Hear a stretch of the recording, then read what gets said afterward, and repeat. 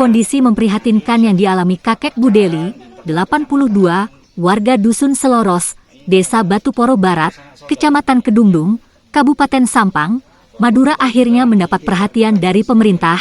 Tak tanggung-tanggung, kakek penderita hernia selama 40 tahun hingga tak mampu berjalan itu mendapat bantuan dari Kementerian Sosial, Kemensos, RI.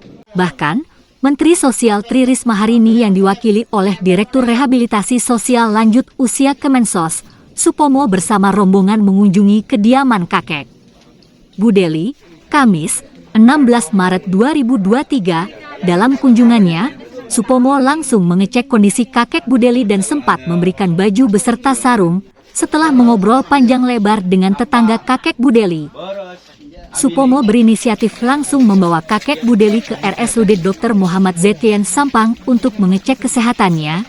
Direktur Rehabilitasi Sosial Lanjut Usia Kemensos, Supomo mengatakan bahwa kedatangannya merupakan tugas yang diberikan oleh Menteri Sosial Tri Risma hari ini. Menurutnya, bantuan yang diberikan kepada kakek Budeli sesuai kondisinya dan yang paling diprioritaskan adalah kesehatan. Kami membawa kakek Budeli ke rumah sakit untuk mengetahui penyakitnya, kemudian hasil dari diagnosa dari dokter akan ditindaklanjuti sesuai kebutuhan nanti. Misalkan nanti harus operasi, pasti kami operasikan, ujarnya.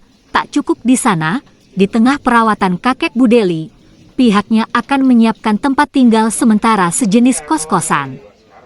Sebab setelah masuk rumah sakit pasti terdapat spas waktu untuk menunggu hasil diagnosa. Apakah dioperasi ataupun tidak, kita akan penuhi juga kebutuhan makannya karena kakek Budeli tidak akan kembali ke tempat tinggalnya lantaran kondisi jalan cukup berat dan jauh, pungkasnya. Hanggara Pratama, Tribun Jatim Network melaporkan.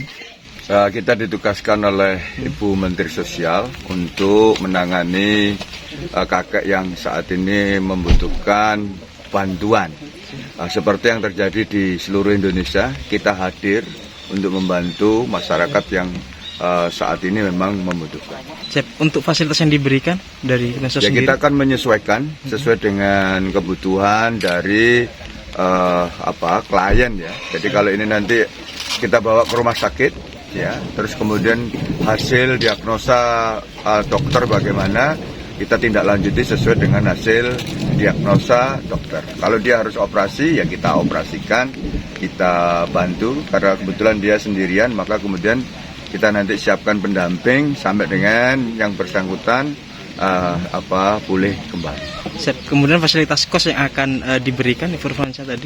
Jadi mereka dia akan kita carikan tempat, karena kan begitu masuk masih ada space waktu yang kemudian